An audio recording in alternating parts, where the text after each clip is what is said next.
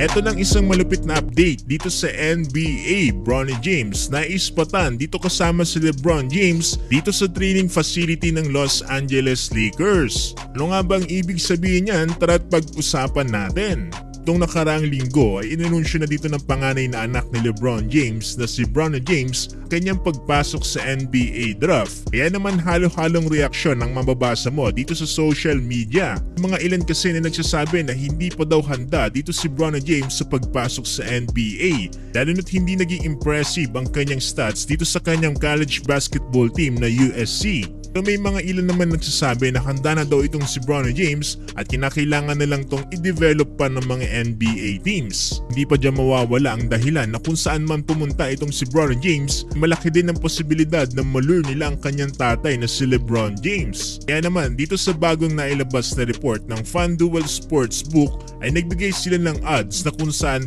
pinakamalapit na ma-draft itong si Bronny James. Surprisingly, Los Angeles Lakers ang pinaka-nangunguna dyan na sinusundan ng New York Knicks. Hindi naman kasi talaga nakakapagtaka na napakalaki ng tsansa na ma-draft ito ng Los Angeles Lakers. Lalo't nandyan ang kanyang tatay na si LeBron James. Sa palagay ko lang meron na talagang plano dito si LeBron James para sa kanyang anak, kaya naman hindi niya ito tinutulan na magpa-draft na ngayong taon. Tingin ko kasi hindi papayagan to ni LeBron James na magpa-draft ngayong taon kung hindi magiging favor sa kanila yung magiging resulta. Kaya naman hindi malabong planado na ito ni LeBron James na meron na magandang patutunguhan ng kanyang anak. Laki ba naman ang impluwensya ngayon dito ni LeBron James sa modern NBA? Kung nga lang ba yung pagpa-draft dito ng kanyang anak sa NBA?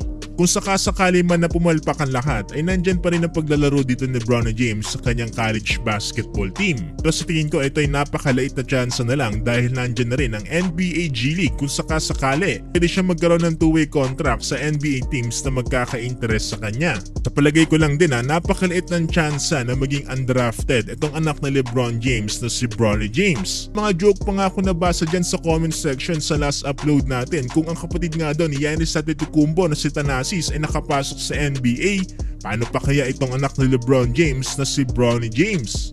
Daw na mas may galaw itong si Bronny kumpara kay Thanasis. Pero napaisip din ako dito sa comment na to may point din. Tangkita naman natin yung sitwasyon dito ni Thanasis dito sa Milwaukee Bucks. Kung wala ang kanyang kapatid dito na si Giannis Antetokounmpo, Jack hindi to magtatagal dito sa kanilang team.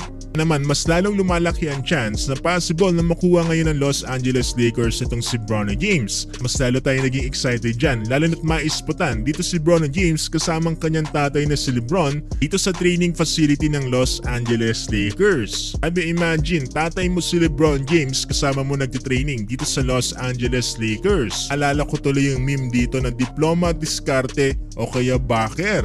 Kaya pasok dito si Bronny James sa tingin ninyo? Kung kayo ang tatanungin, sa palagay ninyo, saan mapupuntang NBA team itong si Bronny James? At sa tingin nyo, may chance nga ba siya makapasok sa NBA? Komento lamang inyong palagay. See you on the next one.